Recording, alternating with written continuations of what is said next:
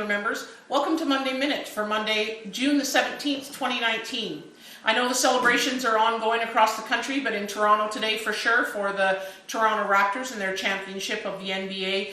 But we've got some news for you about business that is not as celebratory as that. Last week, a couple of items came out of Ottawa that are important to share with you.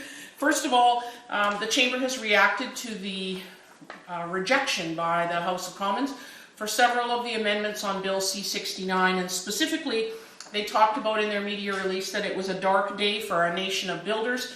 They really see it as a deeply disappointing move on behalf of the government, who the Canadian Chamber tried to work with extensively to ensure that the bill could move forward, but in a format or in a way that the business community would find that it was acceptable. And part of the challenge for the Chamber has been that the federal government is making changes that will drive investment from Canada.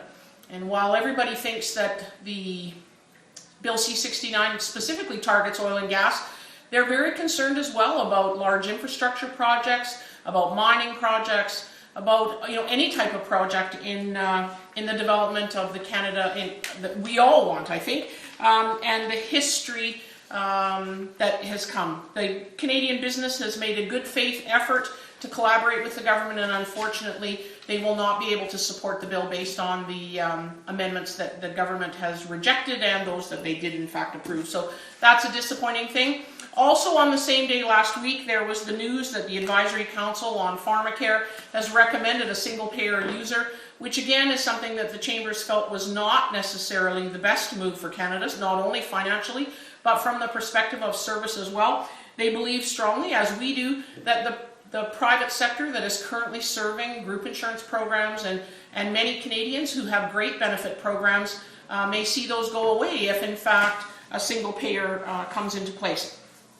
The Canadian Chamber, as well as the Saskatchewan Chamber, and many of our members have indicated that even we agree that the gaps need to be filled for those who are underinsured or who are not insured or who face perhaps a catastrophic illness. But to suggest that we need to have a single payer in the government is probably not the best way to go.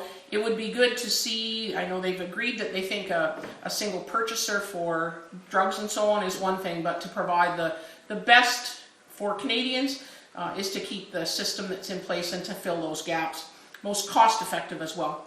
Anyway, those are a couple of the big business stories that came out this past week, and certainly we'll look forward. There's likely an announcement on Trans Mountain this week, and so as we head into the summer months and the election period, there will be lots on the front of major policies from the national level.